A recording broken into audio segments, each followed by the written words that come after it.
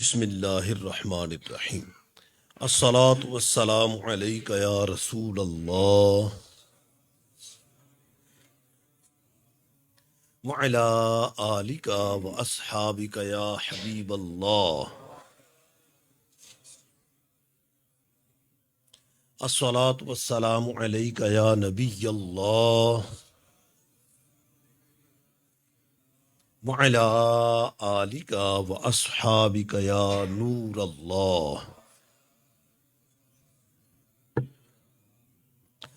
نویت سنت الاعتکاف۔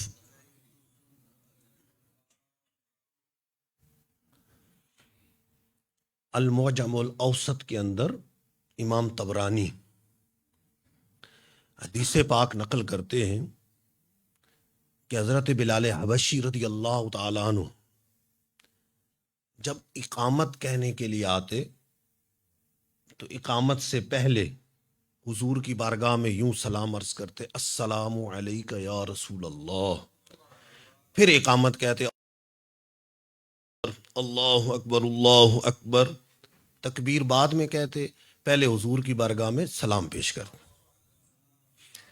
اچھا، سرکار دو عالم صلی اللہ علیہ وسلم کی عادت مبارکہ تھی کہ آپ جب اقامت ہو رہی ہوتی تو حضور حجرے میں تشریف فرما ہوتے اور حجرے سے باہر تشریف لاتے۔ اس لیے جو بخاری شریف وغیرہ کے اندر حدیثیں اس بارے میں کہ جب تم مجھے دیکھو تو کھڑے ہو جاؤ اقامت کے دوران، تو مسئلہ بھی یہی ہے کہ اگر امام موجود نہ ہو مسجد کے اندر، حجرے میں کمرے میں بیٹھا ہو، تکبیر ہو رہی ہو، تو جیسے امام نظر آئے گا تو کھڑے ہو، جب کہ سارے موجود ہیں، امام بھی موجود ہو، دیگر مقتدی بھی موجود ہوں۔ تو مجموع الزوائد کے اندر علامہ حسمی رحمۃ اللہ تعالی علیہ نے حدیث حضرت عبداللہ ابن عمر کی نقل کی کہ اس میں اس وقت کھڑے ہوں سارے جب مکبر حی علی الصلاح حی علی الفلاح کہے، آخر میں پہنچے تو پھر کھڑے ہو۔ بلکہ حضرت عبداللہ ابن عمر رضی اللہ تعالیٰ عنہ صحابی رسول کا عمل موجود ہے کہ اگر کوئی شروع میں کھڑا ہو جاتا تو بٹھا جاتے، بیٹھ بیٹھ، جب بیٹھ جاتے تو تکبیر ہوتی، جب حی علی الصلاح حی علی الفلاح قد قامت الصلاح پہ پہنچتے کہتے اب کھڑے ہو جاتے۔ باقی یہ عذر لوگوں کا بیان کرنا کہ نہیں صفیں سیدھی کرنی چاہیے، صفیں سیدھی کرنا الگ حکم ہے، اس پہ بھی عمل کرنا ہے، صفیں سیدھی رکھنی، لیکن یہ حدیثوں میں موجود ہے۔ سرکار علیہ الصلوۃ والسلام کی بھی عادت مبارکہ تھی کہ اقامت کے بعد صفیں درست فرماتے تھے، صفو صفوفکم یرحمکم اللہ، اللہ تم پر رحم کرے، اپنی صفوں کو درست فرما کر لو، صفیں درست کر لو۔ فاروق اعظم رضی اللہ تعالیٰ عنہ چھڑی لے کر صفوں کو درست کیا کرتے، تو اس کا یہ مطلب نہیں ہے کہ صفیں درست کرنی ہے تو اس سنت کو ہی چھوڑ دیا جائے، سارے پہلے ہی کھڑے ہو جائے۔ بعض اس جگہ تو ماشاء اللہ سوچل عادت سارے بیٹھ کے تکبیر سنی، کئی ہوتے ویسے ہی کھڑے ہو جاتے، اور بعض ایسی ہوتے ہیں دیگر کو دکھانے کے لیے کھڑے ہوتے ہیں، جیسے اس کے بارے میں حدیث موجود ہے۔ حالانکہ حدیثیں تو یہ موجود ہیں کہ حی علی الصلاح حی علی الفلاح پہ کھڑا ہونا ہے۔ وہ ایک الگ مسئلہ ہے کہ امام اگر حجرے میں ہو تو باہر آئے تو اس طرح جیسے امام کو دیکھیں تو پھر کھڑے ہو، وہ الگ مسئلہ ہے، اور مسجد میں سارے موجود ہوں تو یہ الگ مسئلہ ہے۔ دونوں مسئلے حدیثوں میں موجود، اور باقی سرکار علیہ السلام موجود نہیں ہے حجرے میں، پھر بھی حضرت بلال حبشی پہلے آ کے حضور پر سلام پیش کرتے ہیں، السلام علیکم یا رسول اللہ، اس کے بعد تکبیر کہہ رہے ہیں۔ تو میں نے درود پاک کے بارے میں حدیث بھی بیان کرنی تھی، اس لیے حدیث بھی بیان کر دی، مسئلہ بھی سمجھا دیا، تاکہ یہ نہ کہیں کہ اذان سے پہلے یہ درود و سلام کہاں سے آگے، حدیثوں میں موجود ہے۔ صلو علی الحبیب صلی اللہ تعالی علی محمد وآلہ وسلم صلاۃ و سلام علیک یا رسول اللہ۔ 18ویں پارے کے شروع میں اللہ عز و جل نے کامیاب مومنین کے اعمال بتائے ہیں، کون سے مومنین کامیاب ہیں، فلاح پانے والے۔ ہر شخص کی خواہش ہے میں کامیابی حاصل کر لوں، مجھے کامیابی مل جائے۔ کامیابی کن مومنین کا حصہ ہے، کن کو ملتی، اور یاد رہے کہ یہاں دنیا و آخرت دونوں کی کامیابی، دنیا میں بھی کامیابی اور آخرت میں کامیابی، اگر ان عادات کو اپنا لیں۔ قرآن رمضان آپس میں بڑا قریبی تعلق ہے، رمضان میں یہاں 30 دن ماشاء اللہ عز و جل، اگر 30 رمضان ہوئے تو 30 روزے ہوئے تو 30 دن تک درس قرآن کا سلسلہ ہے، قرآن پاک کی تعلیمات سن رہے ہیں۔ اللہ کرے ہم اپنی زندگیوں میں نافذ کرنے میں کامیاب ہو جائیں۔ اللہ عز و جل ارشاد فرماتا ہے قد افلح المؤمنون، وہ ایمان والے فلاح پا گئے، الذین هم فی صلاتهم خاشعون، جو اپنی نمازوں میں خشوع و خضوع اختیار کرتے، خشوع اور خضوع کے ساتھ نمازیں پڑھتے ہیں۔ ایک علامت بیان کی، ایک عمل بیان کیا۔ دوسرا والذین هم عن اللغو معرضون، جو لغو باتوں سے دور رہتے، فضول اور لغو باتوں سے دور رہتے، فضولیات میں نہیں پڑھتے۔ یہ نہیں 4 گھنٹے سوشل میڈیا پہ گزار دیے، 2 گھنٹے گیمیں کھیلتے رہے، 3 گھنٹے کھیلتے رہے، پھر کہہ رہے ہیں کاروبار میں برکت نہیں ہے، دکان پہ گاہک آ رہا ہے تو یہ موبائل پہ لگے ہوئے اس کو ہے چیز فلاح پانی ہے تو فضول کاموں سے جان چھڑانی۔ دنیا میں بھی کامیابی چاہیے اور آخرت میں کامیابی چاہیے۔ 4 گھنٹے گیمیں کھیلتے رہیں گے تو پیپروں میں تھوڑے بچے پاس ہوں گے۔ 4 گھنٹے 5 گھنٹے ساری رات فلمیں دیکھتے رہیں گے، فضول کاموں میں لگے رہیں تو صبح دکان کے لیے، نوکری کے لیے کہاں آنکھ کھلے گی؟ اور آخرت کی بربادی الگ۔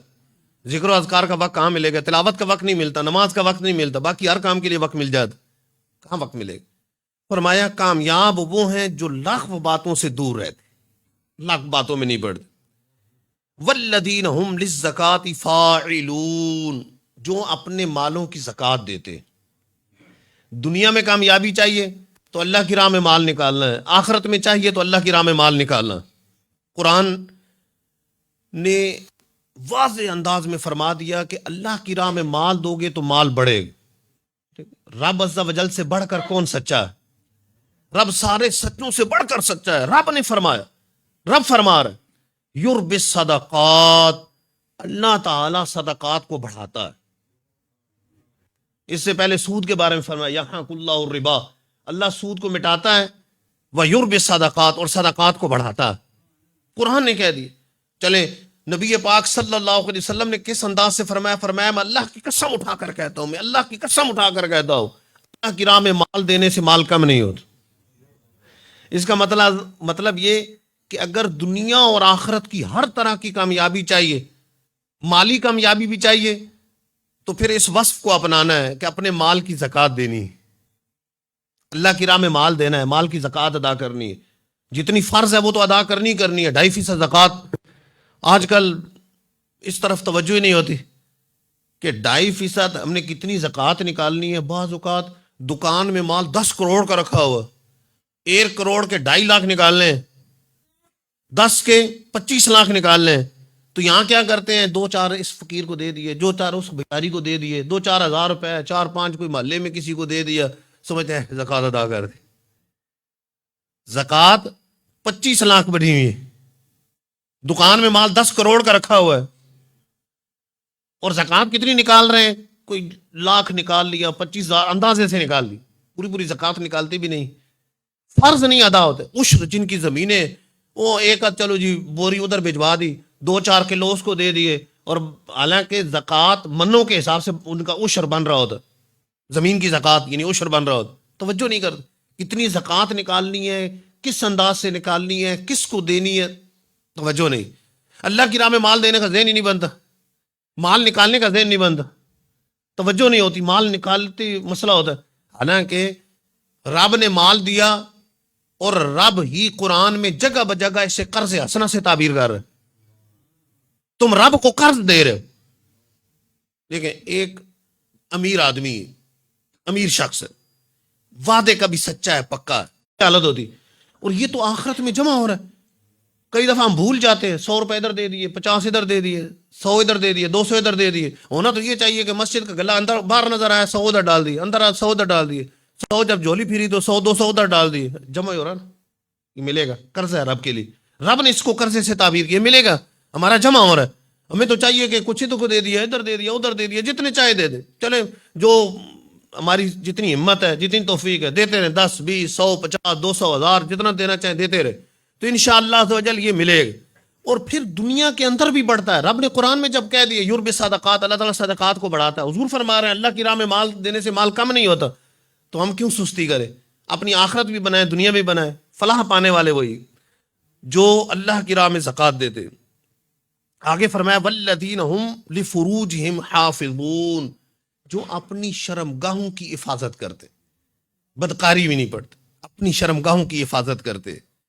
ہاں الا علی ازواجہم او ما ملکت ایمانہم فانہم غیر ملومین، مگر یہ کہ جو عورتیں ان کے لیے حلال ہیں، ان کی بیویاں ہیں ان کے لیے حلال ہے، تو ان کے پاس جانے میں کوئی حرج نہیں. اس کے علاوہ اپنی شرم گاہوں کی حفاظت کرتے.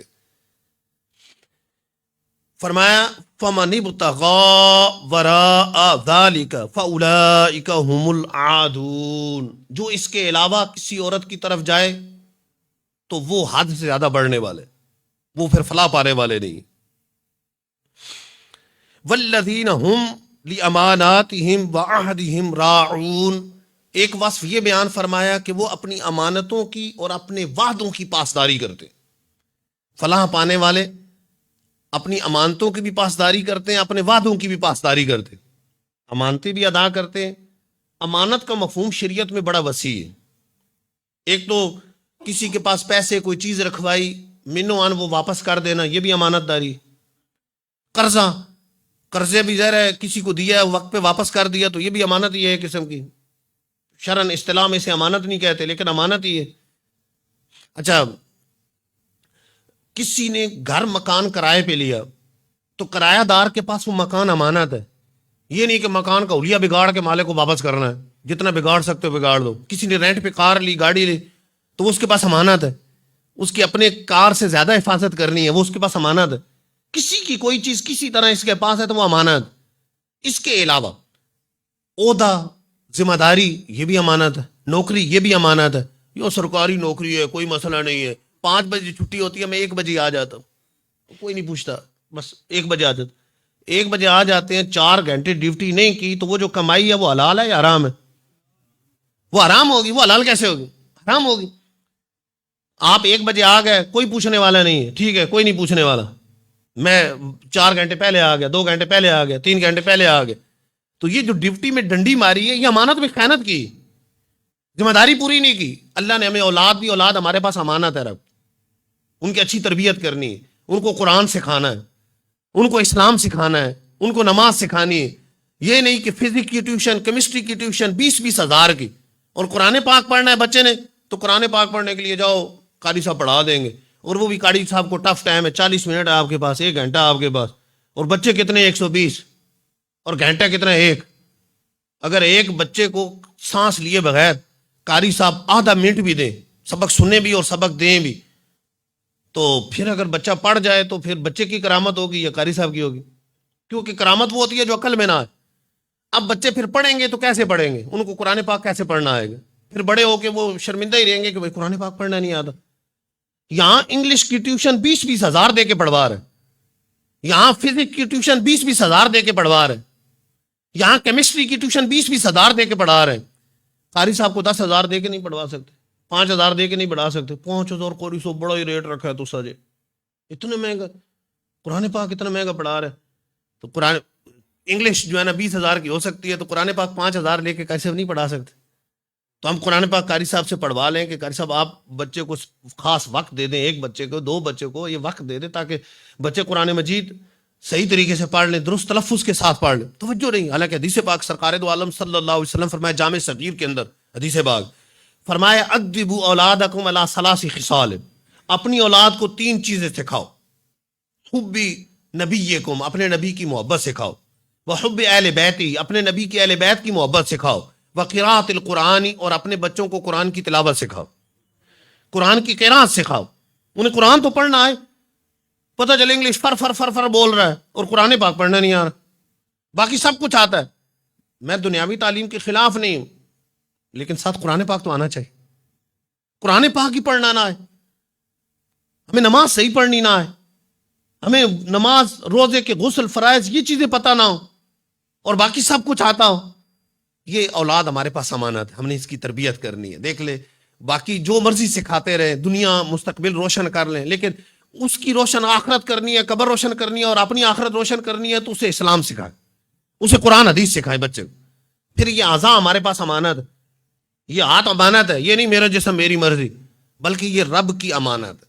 اگر میرا جسم میری مرضی ہوتا، جسم کا مالک ہوتا، تو خودکشی جائز ہوتی، لیکن خودکشی حرام ہے، اپنے آپ کو مار نہیں سکتے، اپنا عضو کاٹنا حرام ہے، جائز نہیں ہے، اس کی اجازت نہیں ہے۔ کیوں؟ جسم ہمارے پاس امانت۔ بخاری شریف کے حدیث پاک ہے، سرکار دو عالم صلی اللہ علیہ وسلم نے فرمایا ان لربک علیک حقا، ان لزوجک علیک حقا، ان لزورک علیک حقا، ان لجسدک علیک حقا، ان لعینک علیک حقا فآتی کل ذی حق حقہ۔ فرمایا تمہارے رب کے تم پر حقوق، تمہارے زوجہ جوڑے کے تم پر حقوق، تمہارے ملاقاتی کے تم پر حقوق ہے، اس طرح تمہارے جسم کے تم پر حقوق، تمہاری آنکھوں کے تم پر حقوق، ان کے حقوق ادا کرنے، یہ رب کی امانتیں۔ یہ نہیں ہے کہ جسم کے حقوق ہی چھوڑ دے، بس ٹھیک ہے جو مرضی کرتے رہے جسم کے ساتھ، جیسی مرضی خوراکیں کھاتے رہے، جو مرضی کرتے رہے۔ نہیں نہیں نہیں، جسم کی حفاظت کرنی ہے کہ دنیا میں بھی امراض سے بچتا رہے، اور صحت کی حالت میں اللہ کی عبادت کرتے رہے۔ یہ نہ ہو کہ 30 سال کی عمر میں شوگر ہوئی پڑی ہو بوتلیں پی پی کے، اور پتہ چلا ہو کہ کھا کھا کے مثالیں جو ہے نا یورک ایسڈ بڑا ہوا ہو، 35 سال کی عمر میں 55 سال کے بوڑھے لگ رہے ہو، 50 سال کے 60 سال کے بوڑھے لگ رہے ہو۔ کیوں؟ صحت کی حفاظت ہی کوئی نہیں کی، جو آیا کھاتے گئے، جو آیا کھاتے گئے۔ نہیں نہیں، یہ رب کی امانت ہے، جسم کی حفاظت کرنی ہے، اس میں مضر چیز حتی الامکان سے بچنا ہے، اپنی حفاظت کرنی ہے۔ تو فرمایا جو اپنی امانتوں کی حفاظت کرتے ہیں اور اپنے وعدوں کی حفاظت کرتے، وعدے پورے کرتے۔ حدیث میں فرمایا منافق کی 3 علامات: جب بولے جھوٹ بولے، جب وعدہ کرے وعدہ خلافی کرے، اور جب جھگڑا ہو تو گالی بکے۔ منافق کی علامات فرمایا ایک علامت اگر کسی میں پائی گئی تو منافقت کی ایک علامت پائے گی، اور اگر ساری علامتیں پائیں گی تو منافق کی ساری علامتیں اس میں پائے گی۔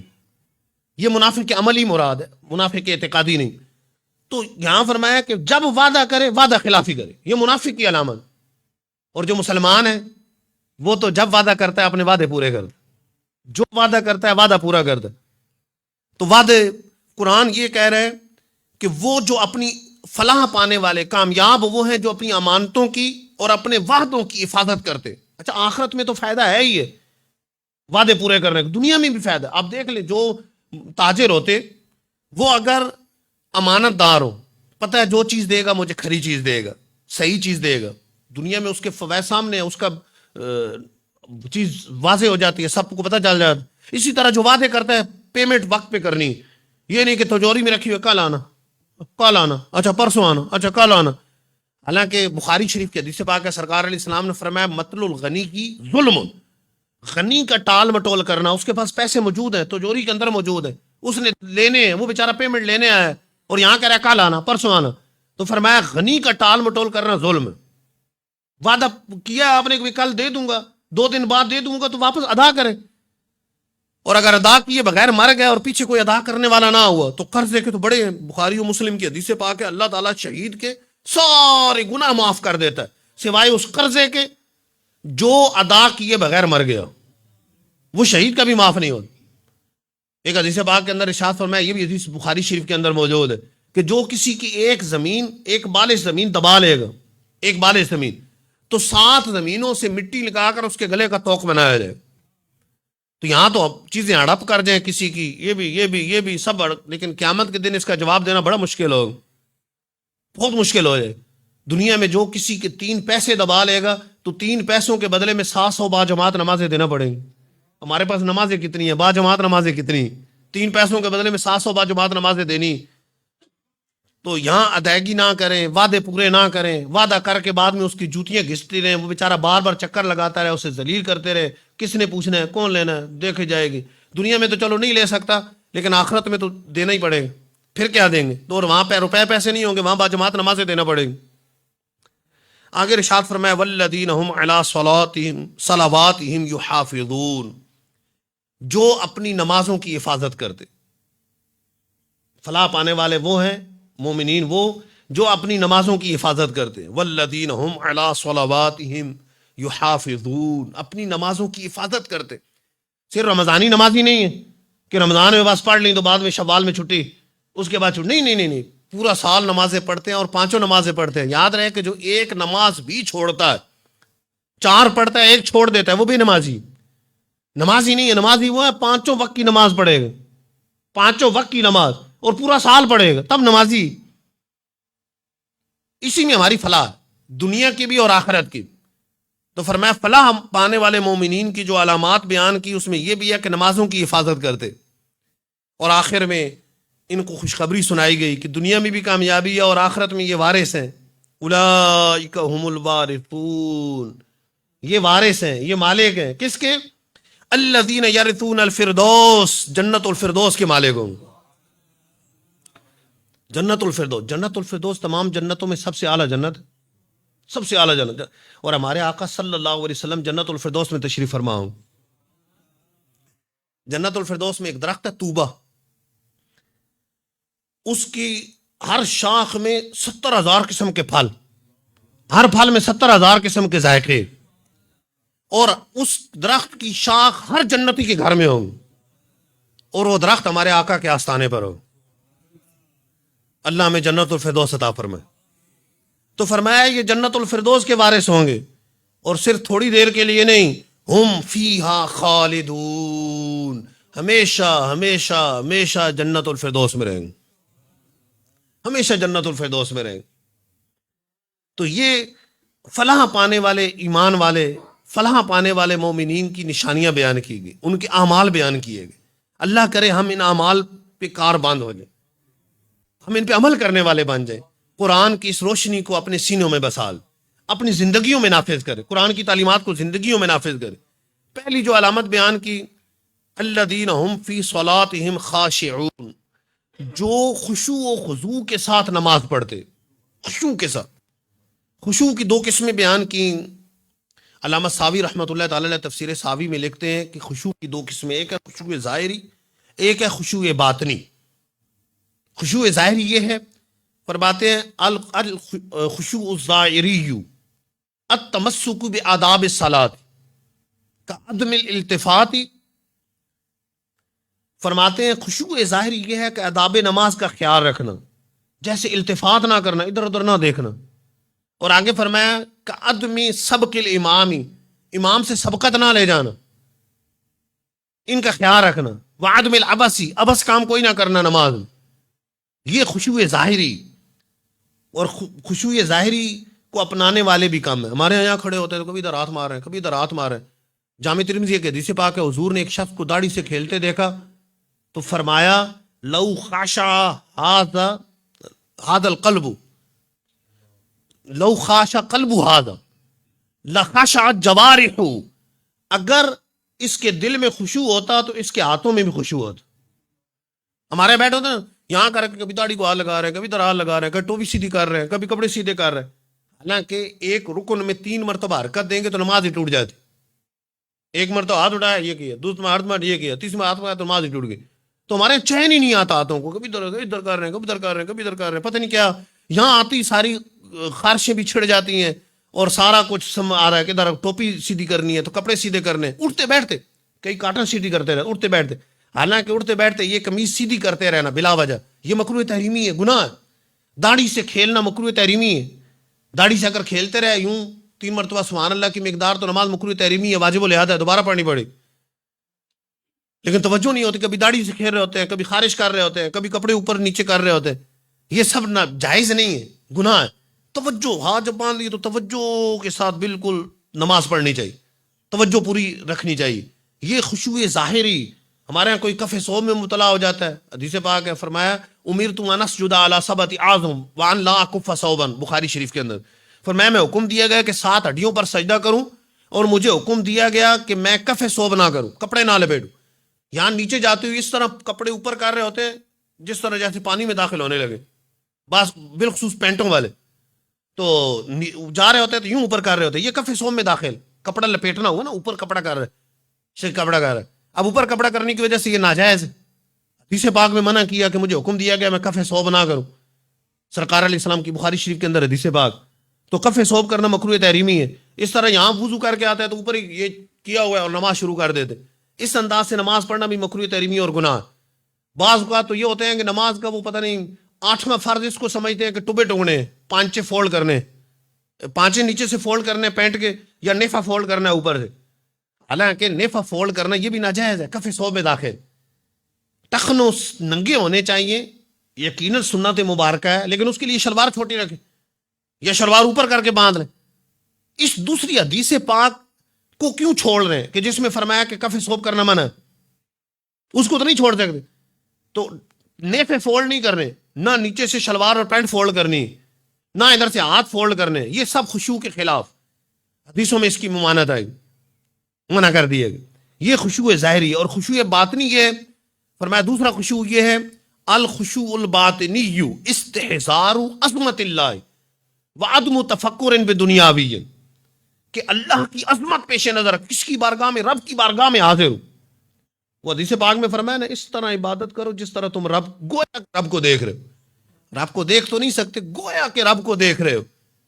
اگر تم یہ تصور نہیں مان سکتے تو وہ تو یقیناً تمہیں دیکھ ہی رہا ہے. یہ حدیث پاک صحیح مسلم شریف کے اندر ہے, کچھ الفاظ کی تبدیلی کے ساتھ بخاری شریف کے اندر بھی حدیث پاک میں فرمایا اس طرح رب کی عبادت کرو. رب کی بارگاہ میں کھڑا ہو, کسی بہت بڑے بادشاہ, کرو فر والے بادشاہ کے سامنے کھڑا ہو تو کیسی حالت ہوگی. رب جو تمام بادشاہوں کا بادشاہ, اس کی بارگاہ میں کھڑے. بخاری شریف کی ایک حدیث پاک بیان کر کے ختم کرتا ہوں درس اپنا. سرکار علیہ الصلوۃ والسلام نے ارشاد فرمایا کہ جو 2 رکعتیں ایسی پڑھے لم یحدث نفسہ, وہ بشیء من الدنیا, ذہن میں دنیا کا کوئی خیال ہی نہ آئے, توجہ رب کی طرف رہے. صرف 2 رکعتیں پڑھے ایسی, صحیح بخاری شریف کے اندر 2 رکعتیں ایسی پڑھے کہ دنیا کا کوئی خیال ہی نہ آئے, تو فرمایا اللہ تعالیٰ اس کے پچھلے سارے گناہ بخش دیتا. صرف 2 رکعتیں ایسی پڑھے, توجہ رب کی طرف, اسے خشوع و خضوع فرمایا گیا کہ وہ فلاح پانے والے ہیں جو خشوع و خضوع کے ساتھ نمازیں پڑھتے ہیں. اللہ تعالیٰ سے دعا ہے جو سنا عمل کرنے کی توفیق عطا فرمائے. آمین بجاہ خاتم النبیین صلی اللہ تعالی علیہ وآلہ وسلم.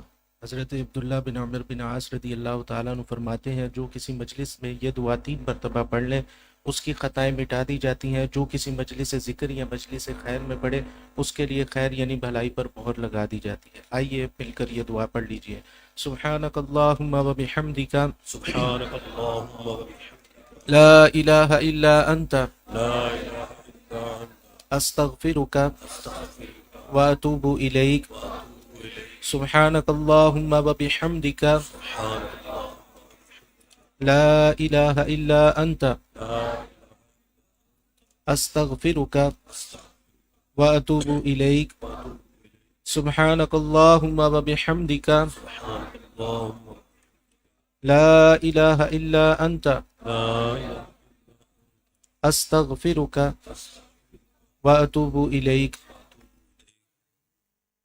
الحمد للہ رب العالمین والصلاة والسلام علی خاتم النبیین. اے مالک و مولا عز و جل, ہمیں قرآن مجید سے سچی محبت عطا فرما, قرآن مجید سے وابستگی عطا فرما. اے مالک و مولا عز و جل, ہمیں رمضان غیر رمضان میں قرآن پاک کی تلاوت کی توفیق عطا فرما, قرآن پاک کو درست تلفظ کے ساتھ سیکھنے کی توفیق عطا فرما. اے مالک و مولا عز و جل, قرآن پاک سے ایسی محبت عطا فرما کہ ہمیں قیامت کے دن قرآن کی شفاعت مل سکے. اے مالک و مولا عز و جل, ہمیں رمضان کا ادب کرنے کی توفیق عطا فرما, سارے روزے اچھے طریقے سے رکھنے کی توفیق عطا فرما. اے مالک و مولا عز و جل, ہمیں خوب تلاوت, ذکر و اذکار اور تیری عبادت کرنے کی توفیق عطا فرما.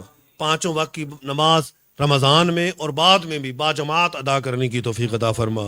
اے مالک و مولا عز و جل, ہماری دنیا اچھی فرما, قبر اچھی فرما, آخرت اچھی فرما. ہمیں 5 وقت کی نماز باجماعت ادا کرنے کی توفیق عطا فرما. جو بیمار ہیں انہیں شفا عطا فرما, جو پریشان حال ہیں ان کی پریشانیاں دور فرما, جو اچھے رشتوں کے طلبگار ہیں انہیں اچھے رشتے عطا فرما, جو اولاد کے طلبگار ہیں انہیں نیک صالح اولاد عطا فرما, جن کے والدین زندہ ہیں ان کو درازی عمر بالخیر عطا فرما, جن کے والدین وفات پا گئے ان کی بخشش فرما. اے مالک و مولا عز و جل, ہمیں بار بار حج و عمرے کی سعادت عطا فرما, بار بار میٹھا میٹھا مدینہ دیکھا, ایمان و عافیت کے ساتھ مدینے میں شہادت کی موت عطا فرما. کہتے رہتے ہیں دعا کے واسطے بندے تیرے, کر دے پوری آرزو اور بے کس و مجبور کی. جب ہمیں واپسی ہو یا اللہ, سامنے ہو جلوہ رسول اللہ, لپیو لا الہ الا اللہ محمد الرسول اللہ صلی اللہ تعالی علیہ وآلہ وسلم.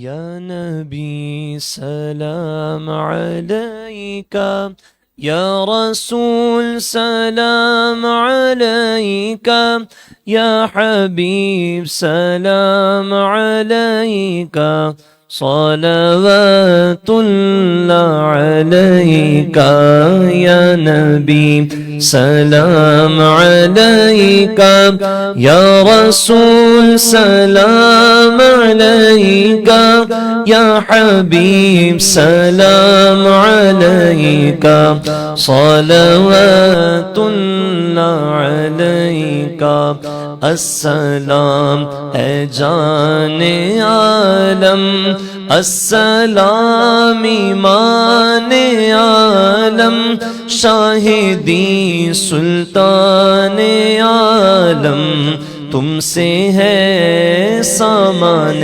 عالم، یا نبی سلام علیک، یا رسول سلام علیک، یا حبیب سلام علیک،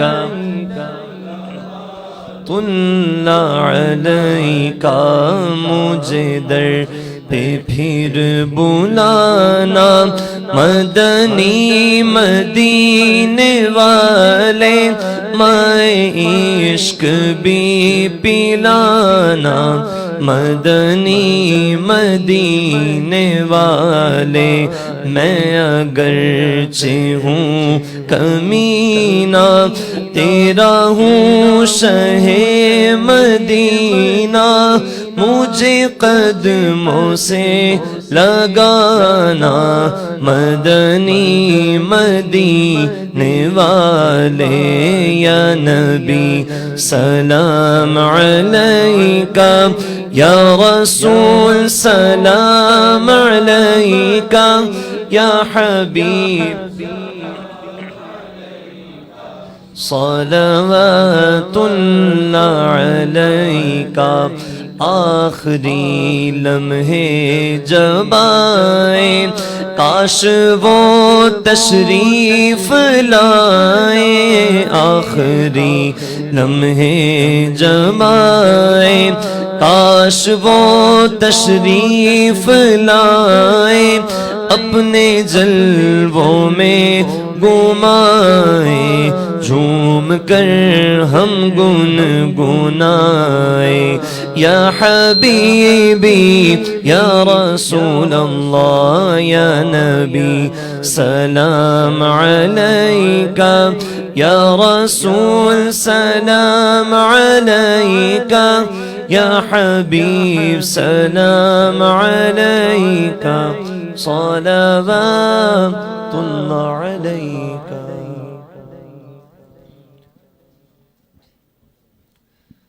سبحان ربك رب العزة عما يصفون، وسلام على المرسلين، والحمد لله رب العالمين۔